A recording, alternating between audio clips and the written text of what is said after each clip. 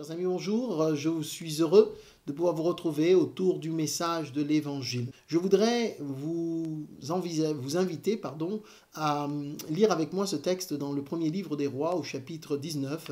Je lirai à partir du verset 3. Nous avons ici l'histoire d'un homme nommé Élie et je voudrais à travers le récit, ou du moins cette partie de sa vie, une partie qui n'est pas la plus simple, qui n'est pas la plus évidente, ce n'est pas celle dont il pourrait être la plus fière, mais pourtant c'est à travers cette situation-là que Élie va faire une expérience qui va être pour lui à tout jamais marquée, une expérience qui va transformer sa vision des choses. Et je voudrais aussi vous encourager à faire cette expérience. Je voudrais lire ceci, donc au verset 3 du premier livre des Rois, au chapitre 19, je vous lis ici ce qui est écrit. Élie, voyant cela, se leva et s'en alla pour sauver sa vie. Il arriva à Beer-Sheba, qui appartient à Juda, et il y laissa son serviteur. Pour lui, il alla dans le désert, où après une journée de marche, il s'assit sous un genêt et demanda la mort en disant « C'est assez, maintenant, Éternel, prends mon âme, car je ne suis pas meilleur que mes pères. » Il se coucha et s'endormit sous un genêt, et voici un ange le toucha et lui dit « Lève-toi, mange. » Il regarda et il y avait à son chevet un gâteau cuit sur des pierres chauffées et une cruche d'eau. Il mangea et but, puis se recoucha. L'ange de l'Éternel vint une seconde fois, le toucha et dit « Lève-toi, mange, car le chemin est trop long pour toi. » Il se leva, mangea et but, et avec la force que lui donna cette nourriture, il marcha 40 jours et 40 nuits jusqu'à la montagne de Dieu, à Horeb. Amen. Élie est un homme de la même nature que nous pouvons nous représenter un petit peu la situation dans laquelle il se trouve et par laquelle il est en train de passer. Je vais tâcher de l'expliciter le plus simplement possible en faisant des liaisons, des jonctions avec notre situation à nous d'aujourd'hui. En effet, quand on lit la Bible, il faut avoir ce recul pour pouvoir comprendre que les textes s'inscrivent dans un contexte précis et que nous pouvons les comprendre, nous les approprier en comprenant déjà le contexte dans lequel ils ont été rédigés et ensuite en les transposant à notre propre situation, en essayant de voir s'il y a effectivement des similitudes, s'il y a des points de convergence, des points qui se rejoignent. Et c'est de cette manière-là que l'on peut saisir un petit peu la pensée de Dieu pour notre propre vie, car ce que nous lisons ici est écrit depuis déjà des années, des siècles. Donc, quelque part, nous ne pouvons pas nous les approprier correctement si nous n'en faisons pas une application pour nos vies aujourd'hui. De quoi s'agit-il donc dans ce texte que je vous ai lu? Il s'agit d'un homme appelé Élie, et Élie traverse une de ces périodes compliquées de la vie, une de ces périodes qui vient bouleverser nos certitudes, une de ces périodes qui vient changer notre vision des choses. Nous sommes un petit peu amers, un petit peu tristes, un petit peu angoissés, je dirais même profondément perdus, hésitants, ne sachant plus trop où on en est. C'est une de ces périodes parfois qui traverse notre vie et la Bible ne l'occulte pas. Je crois que c'est ce qui donne à la Bible toute sa force et tout son poids, c'est que ce n'est pas un livre qui est écrit pour des extraterrestres ou que sais-je encore. Il a été écrit pour des êtres humains, il a été écrit avec des êtres humains, il a été écrit par l'intermédiaire d'êtres humains, mais la Bible, bien aujourd'hui, veut encore par son message toucher nos vies et nous permettre d'être transformés. C'est ainsi qu'elle nous parle de ces choses pour que nous puissions les saisir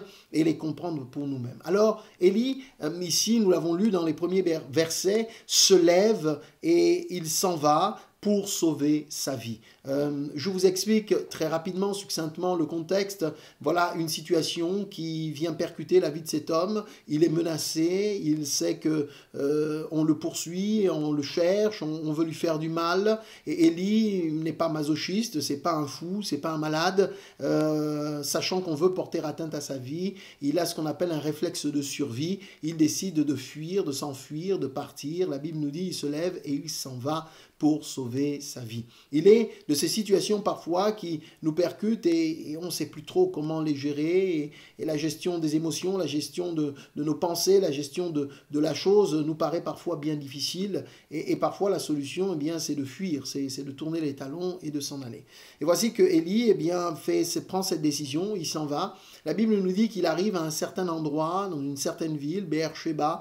Le voici qui est à cet endroit et Élie va y laisser son serviteur. Il faut dire que dans ce contexte, il y avait eh bien, toujours, je dirais, eh bien, des hommes qui travaillaient aux côtés de leur maître. Il y avait une relation qui n'était pas tant une relation d'esclave au sens que nous l'avons vu malheureusement dans l'histoire de l'humanité, mais ici on est plutôt dans des relations qui vont être des relations de confiance, des relations même de formation, parce qu'en général il y avait là un désir de communiquer quelque chose à la personne qui travaillait pour son maître.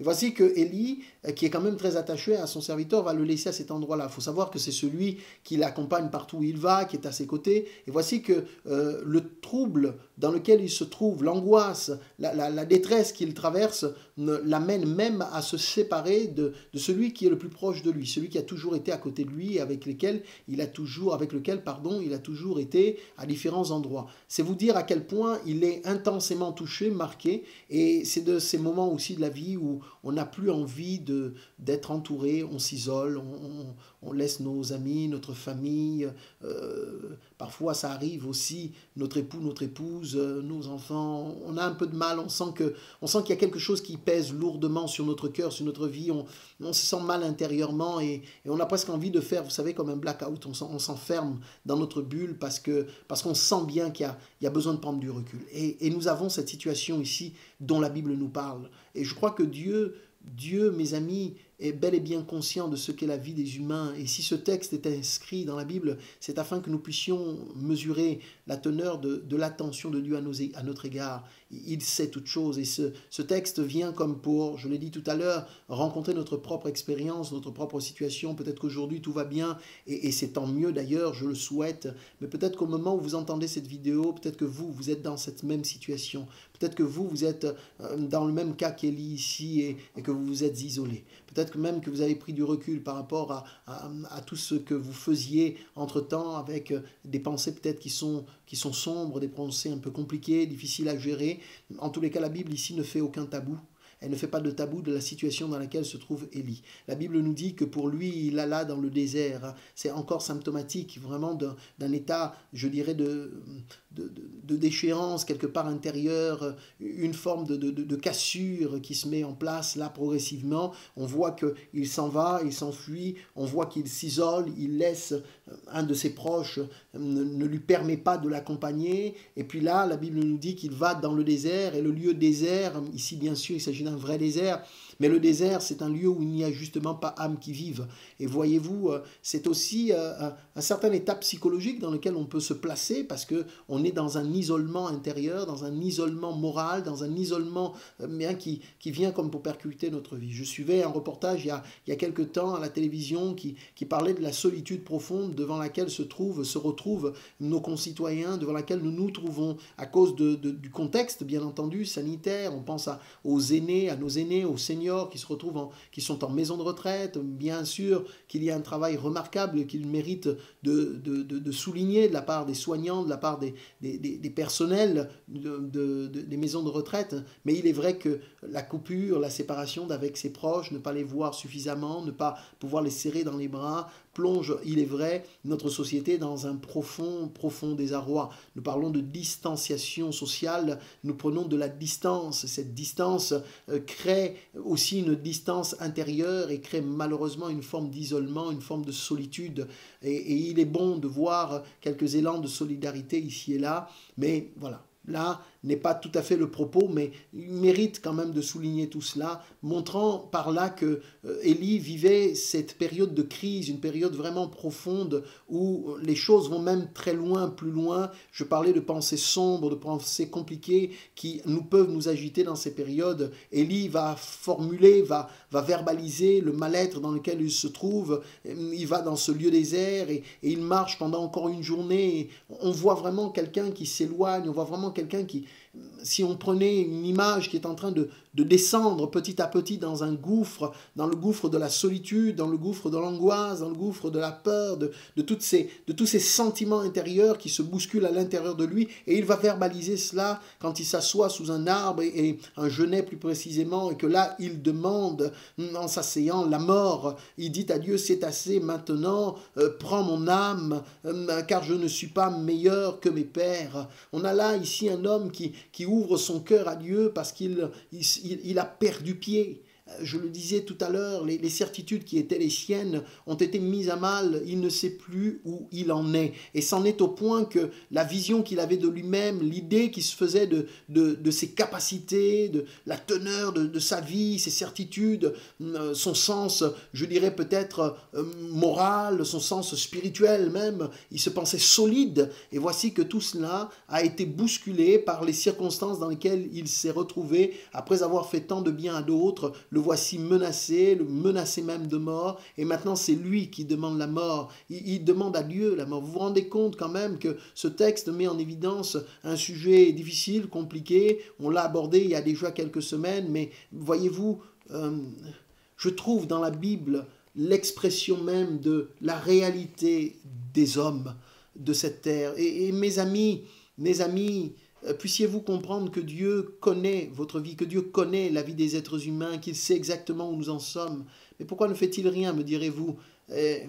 C'est bien loin de ce que vous pourriez imaginer. Il n'est pas en train de ne rien faire, bien au contraire. Je crois que la porte de Dieu est ouverte, la porte des cieux est ouverte, et il faut encore que nous sachions tourner nos regards et dire à Dieu, j'ai besoin de toi. Voyez-vous, cette démarche si simple peut paraître banale, mais pourtant elle est efficace quand on y met notre cœur, quand on y met notre confiance, quand on y met quelque part ce que la Bible appelle la foi. La Bible nous parle ici d'Élie comme pour chacun d'entre nous. J'ose croire, j'ose espérer même que les choses ne vont pas aussi loin que pour Élie ici. Mais si tant est que ce soit votre cas, mes amis, j'aimerais vous dire, tournez vos regards vers Dieu, tournez vos regards vers lui, cherchez de l'aide, cherchez quelqu'un qui puisse vous aider, vous écouter, vous entendre. Nous sommes une église, je suis pasteur, et nous sommes tout à fait disposés à vous écouter, à vous entendre. Si vous avez besoin d'être aidé et encouragé, n'hésitez pas, prenez contact. On ne manquera pas d'essayer de vous accompagner, de vous aider. En tous les cas, le texte nous parle ici d'Élie qui a besoin de ses isolements, mais plus il s'isole, plus il descend. Et voyez-vous, plus il descend, plus ses pensées deviennent sombres et terribles.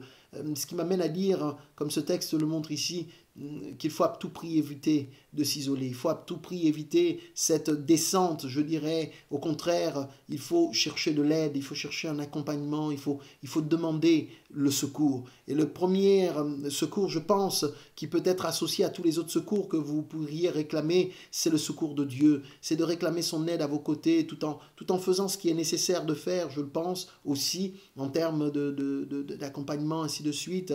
Mais j'aimerais vous assurer que Dieu n'est pas loin, il est bien près, bien plus près que vous ne pourriez l'imaginer. Le texte nous montre ici qu'Élie est dans un état qui peut nous toucher les uns les autres. Ne nous croyons pas plus forts, ne nous croyons pas, n'ayons pas, comment dire, une trop haute opinion de ce que nous sommes. Élie était convaincu qu'il avait de solides bases, que rien ne pourrait l'ébranler. Mais le voici ici qui exprime cette prière, je dirais même finalement cette déception, quand il dit ceci, « Je ne suis pas meilleur que mes pères ». Il semblerait donc que Élie était convaincu quelque part de faire mieux que ses prédécesseurs.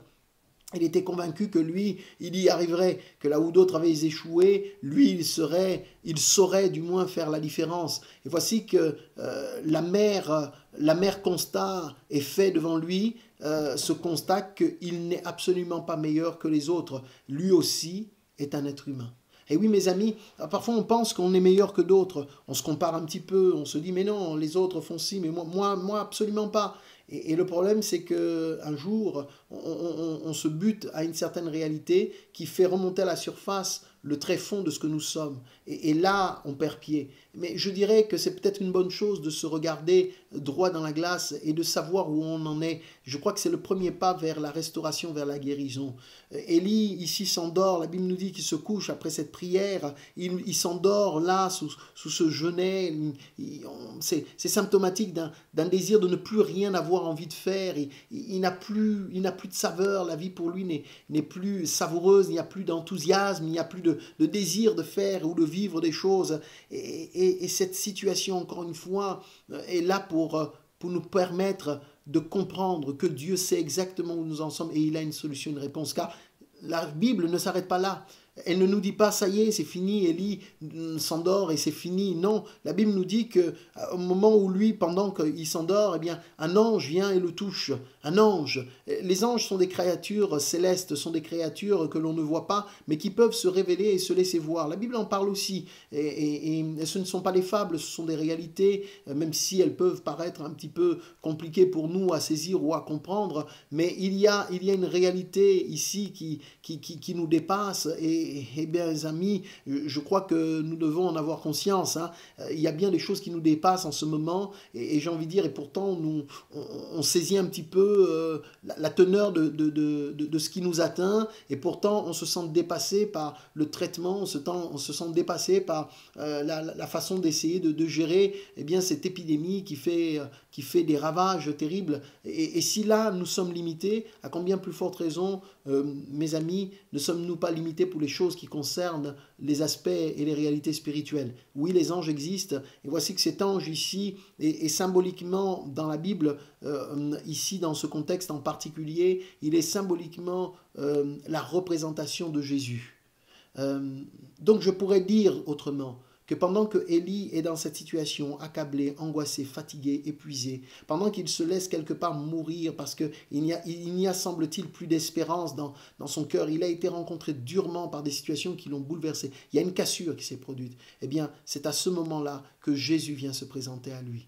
Ah mes amis, j'aimerais que vous compreniez que ce qui est écrit ici ne l'est pas simplement pour Élie. Il est tout à fait possible que la chose se produise également pour vous.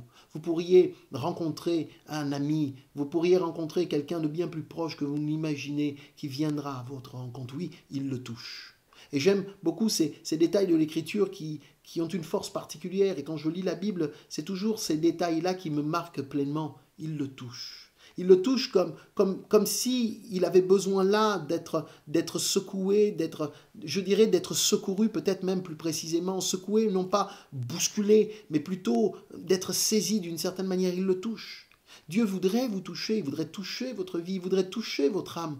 Il voudrait vous toucher dans cette situation peut-être que vous traversez ou dans celle que vous traverserez. Il voudrait vous toucher même si aujourd'hui il n'y a rien, je dirais, de terrible ou de majeur dans votre vie. Il voudrait malgré tout vous toucher. Le toucher est justement un signe de rapprochement. Je parlais de distanciation tout à l'heure, mais voici que alors que cet homme prend de la distance vis-à-vis de ses amis, vis-à-vis de ses proches, vis-à-vis de ses propres certitudes, il a pris beaucoup de distance et qu'il s'enfonce, eh bien Dieu vient pour le toucher. Alors que lui s'éloigne, Dieu se rapproche. Alors que lui veut fuir, le Seigneur se rapproche. Et je crois que c'est cela l'amour de Dieu. C'est qu'alors que nous prenons, nous, un chemin inverse, eh bien lui nous poursuit pour nous atteindre, nous saisir. Alors que nous l'insultons, nous l'injurions, nous le rejetons, eh bien lui il s'approche de nous. Alors que nous disons nous ne voulons pas de lui, eh bien il se présente et il frappe à notre porte, nous disant je peux changer ta vie et ta situation. Alléluia. Voyez-vous, le Seigneur le touche ici, comme nous dit ce texte, mais alors qu'il a été touché, la Bible nous indique eh bien quelques paroles. Lève-toi, mange.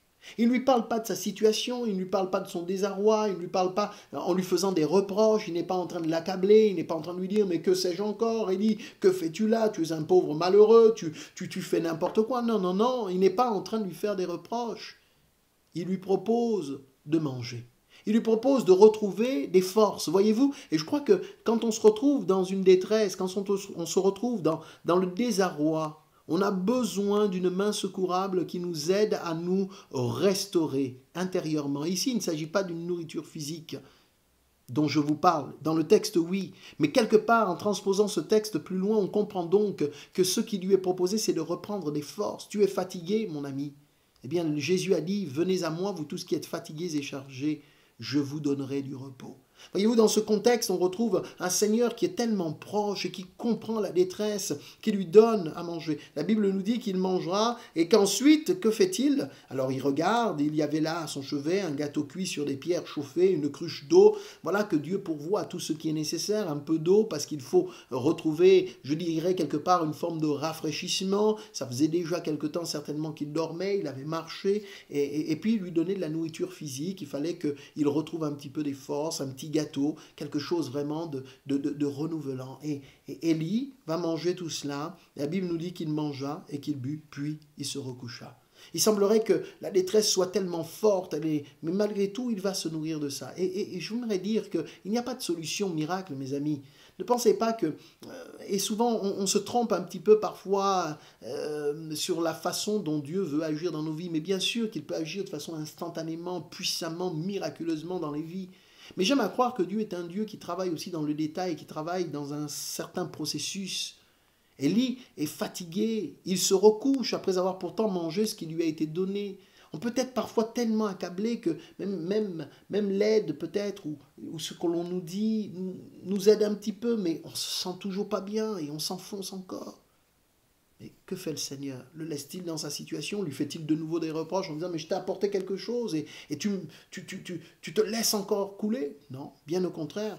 La Bible nous dit qu'il se couche de nouveau et alors il nous est dit « l'ange de l'Éternel vint une seconde fois, le toucha. » Oui, il vint une seconde fois, pas là dans cette situation, mais il vient une deuxième fois, il lui a laissé le temps de se coucher. Et je pense qu'il y a cet équilibre-là où le Seigneur ne nous brusque pas, il ne nous force pas, il nous laisse, il comprend qu'il y a là une détresse, qu'il y a là une lutte, un combat profond. Et il faut laisser le temps parfois au temps et on peut avoir traversé, je pense à cela, une situation de deuil. Et je crois qu'il ne faut pas se précipiter, il faut prendre du temps pour comprendre, pour laisser tout cela descendre dans notre cœur. Ça prend parfois beaucoup de temps, ça peut prendre même des années.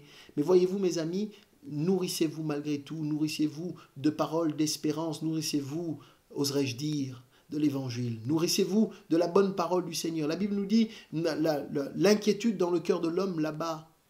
Mais une bonne parole réjouit le cœur. Et je crois qu'une bonne parole ne peut que faire son chemin et son travail. La parole de Dieu est semée dans nos cœurs et elle fait son chemin pour nous faire sortir des ténèbres et nous permettre de faire une expérience de vie. Voyez-vous, dans ce texte, c'est ce qui nous est dit. Il nous est expliqué que la deuxième fois, il arrive une seconde fois. Et là, eh bien, il le touche de nouveau, comme si il insiste pour lui dire, mais toi, tu veux vivre loin, mais je veux te toucher. Oui, mes amis, Dieu veut vous toucher. Jésus veut vraiment vous toucher. Il veut prendre ce temps-là. Et il lui propose de nouveau de manger et de boire en lui expliquant que le chemin est trop long pour lui. La perspective de cet avenir, il ne le voit pas, mais le Seigneur lui dit « mange et bois parce que le chemin est encore long ». Oui, si le chemin, nous devons l'aborder, eh bien, prenons soin d'avoir les ressources et les provisions suffisantes pour pouvoir tenir tout au long du chemin, tout au long de l'épreuve, tout au long du combat dans lequel nous sommes peut-être entrés. Prenons le temps, mes amis.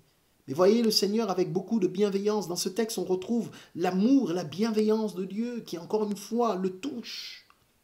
Il le touche. Nourris-toi. Ne reste pas dans ces pensées-là. Et cette seconde fois, il semblerait que quelque chose fasse déclic dans le cœur d'Élie. Il comprend quelque chose. La Bible nous dit, il se lève, il mange, il boit. Et avec la force que lui donne cette nourriture, il marcha. Alors il marcha 40 jours et 40 nuits. Mes amis, c'est extraordinaire. Vous vous rendez compte? Pensez-vous qu'un simple gâteau, un peu d'eau, fasse cet effet-là? Mais c'est extraordinaire. Il y a quelque chose de miraculeux qui donc est en train de se produire dans ce texte. La solution, la main de Dieu qui se pose sur la main de cet homme lui permet de retrouver des forces insoupçonnées. 40 jours, 40 nuits, le voici qui marche, qui marche, qui marche, qui marche.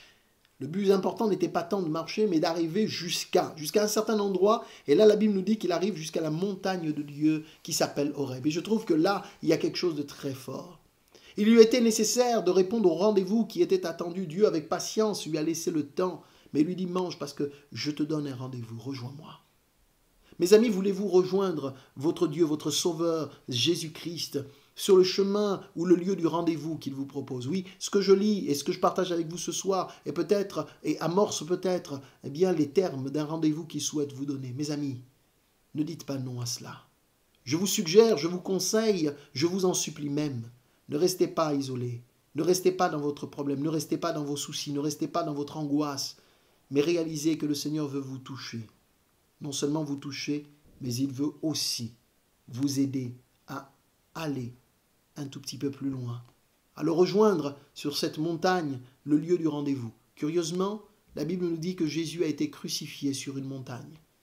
Il est mort sur une montagne. Cette montagne s'appelait Golgotha, ce n'était pas le même nom que cette montagne dans l'Ancien Testament. Mais Jésus a été crucifié là, sur une montagne. De telle sorte que tous ceux et celles qui lèvent leur regard, leurs yeux, qui levaient leurs yeux et leurs regards, voyaient sur cette montagne le crucifié. Et quelque part, ils étaient en train de voir la solution qui leur était proposée. La solution ne vient jamais d'en bas. En réalité, elle vient toujours d'en haut.